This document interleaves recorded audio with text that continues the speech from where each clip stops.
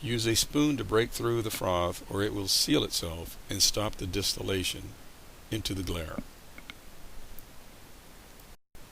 Pour the glaire into a clean jar. Allow the rest of the froth to distill for several hours.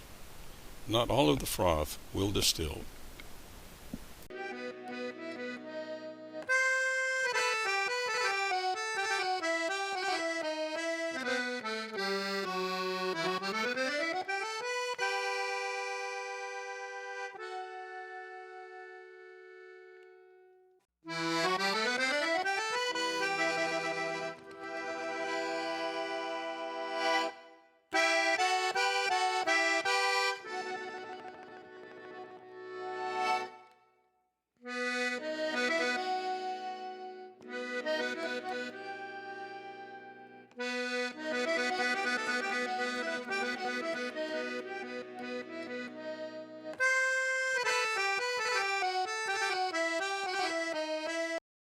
Use a spoon to pour the glaire into the jar first.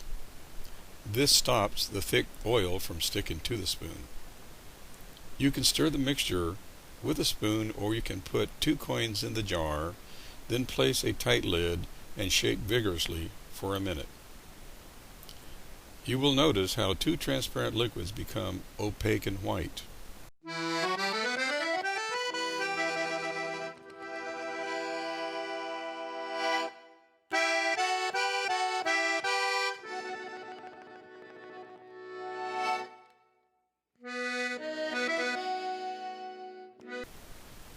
When the emulsion is spread thinly, it is 100% transparent, crystal clear, and colorless, and it remains as such.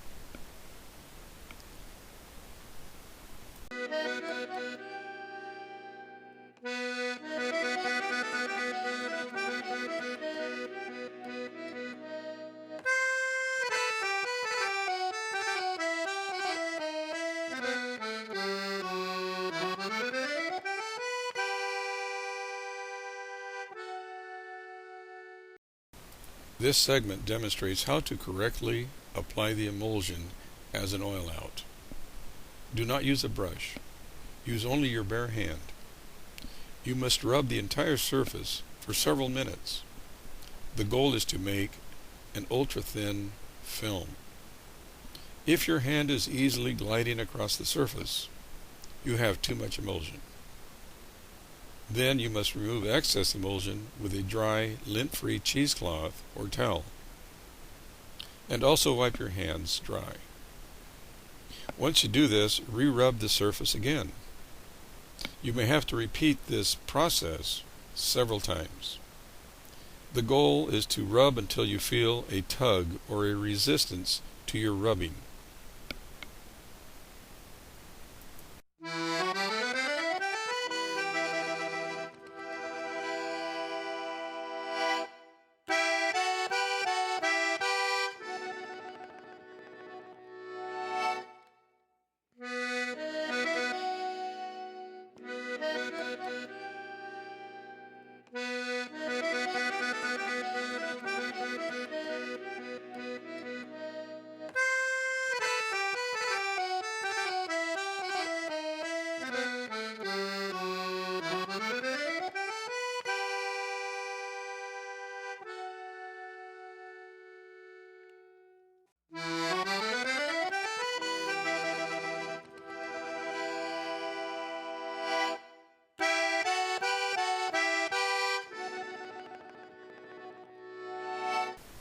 I painted this fish painting in 1964.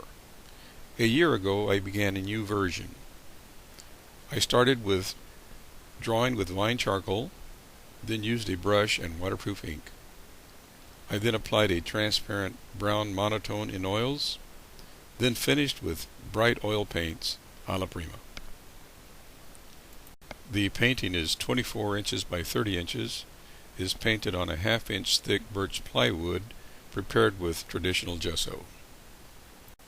I recommend using natural vine charcoal. It applies easily and wipes off easily.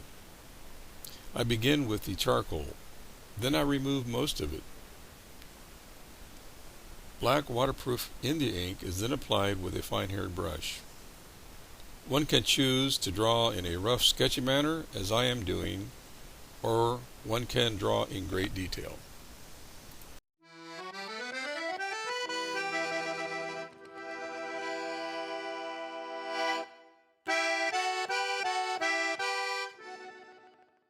You can use a fine hair brush or modern pens to apply the ink. I use a towel to blot away all thick ink areas. When the ink is dry, I rub off the excess charcoal with the towel.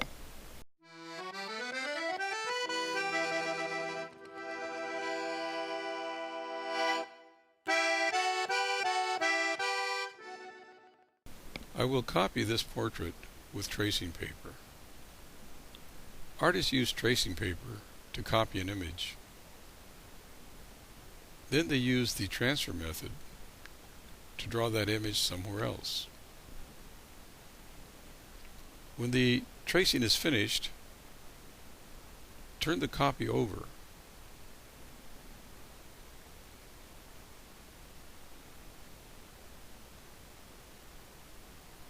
Then apply vine charcoal on the back.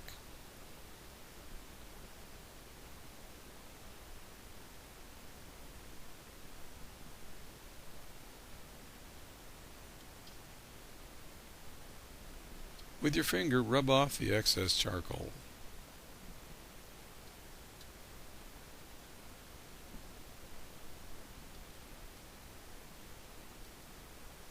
Place the back of the drawing, having the charcoal up against the board. Use tape to hold it in place. Apply pressure with a ballpoint pen, a brush handle, or other hard objects to transfer the drawing.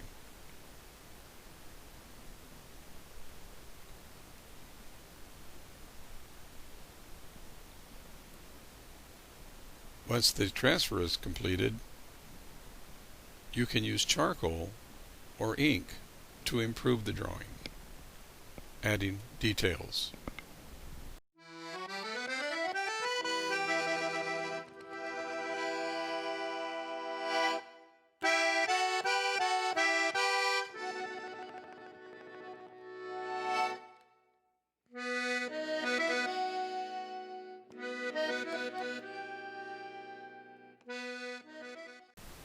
Fat-free milk is an ancient and permanent artist material.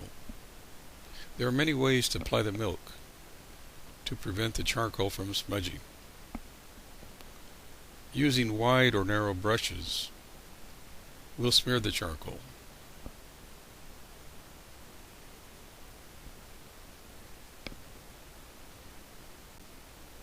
The Cso method is easy.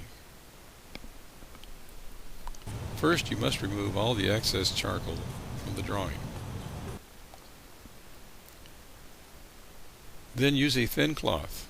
I am using a cotton t-shirt that I pre-dampened with the milk.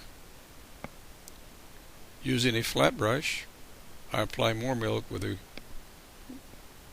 on the surface. Do not use whole milk or low-fat milk, as it will not dry.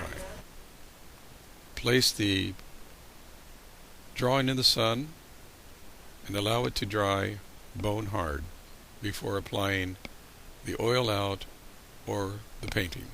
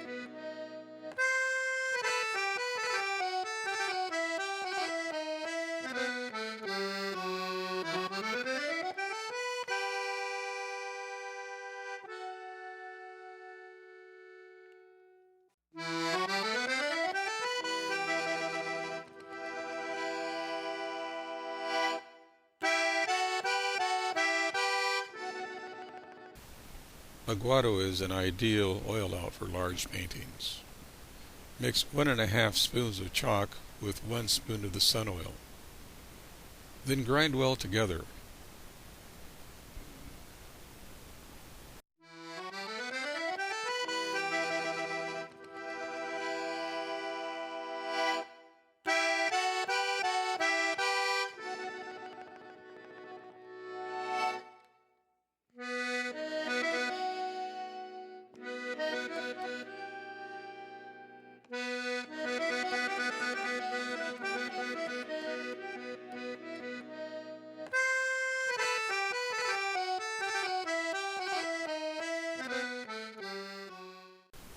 Notice the Cso is thick and the aguado is fluid.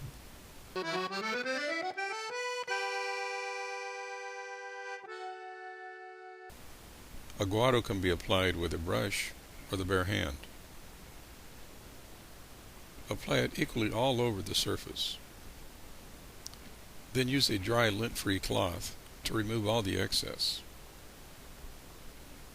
The goal is an ultra-thin film.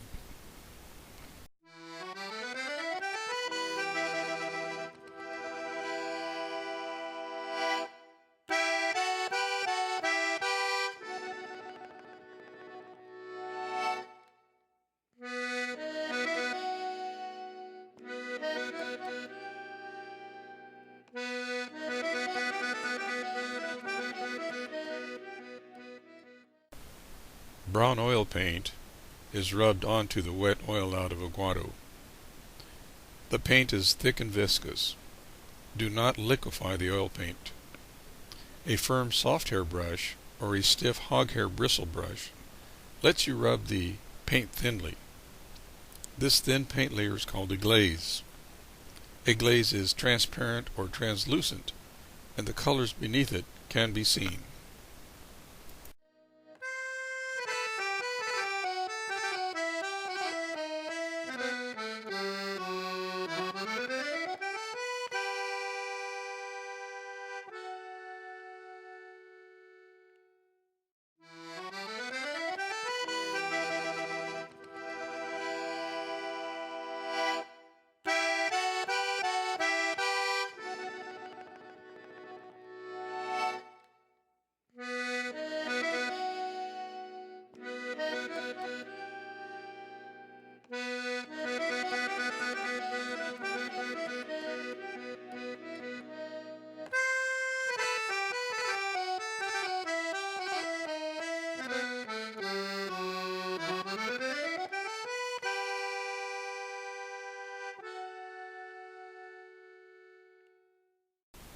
Once the brown colored monotone has dried to a tacky dry condition, I apply an oil out. The oil out must be very thin. I begin by rubbing thin colors onto the portrait face. Then I apply thicker paint. I work on placing paint spots that resemble a mosaic. I do not yet try to blend.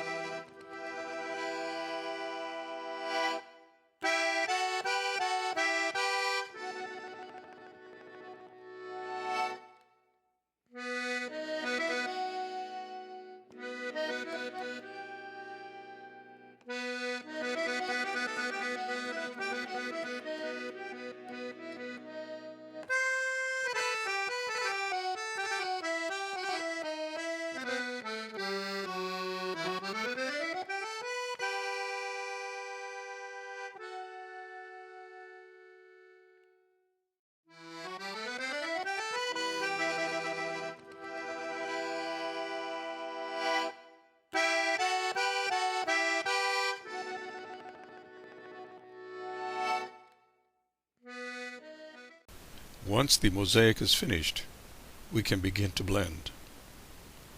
Use a fuzzy round, natural-haired bristle brush.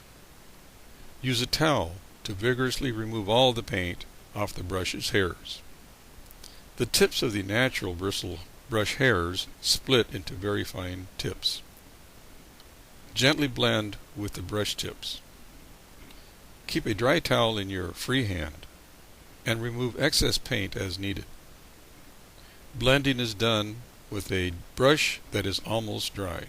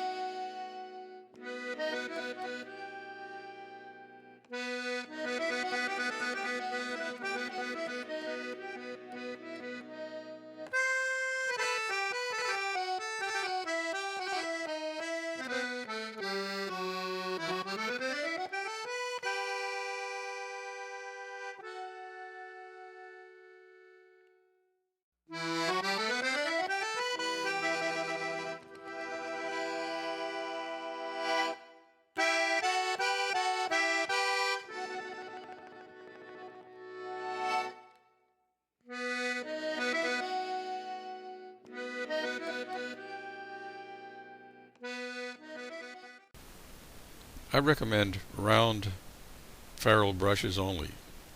These are known as rounds. I recommend only brushes with natural hairs, both soft hairs and stiff bristle hog hairs. I use various sizes. The old masters did not wash their brushes with soap and water. They kept the hairs soaked in thin oil. Use a brush tray.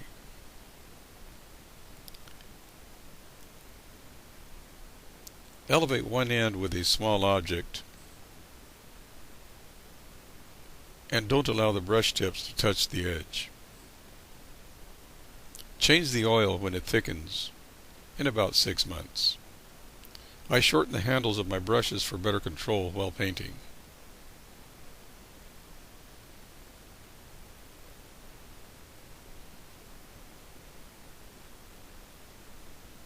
I only use straight blade palette knives.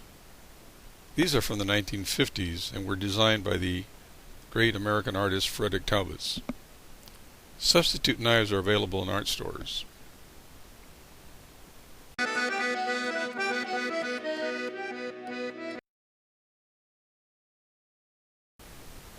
Rembrandt was the first great artist to experiment painting a picture with only using a palette knife.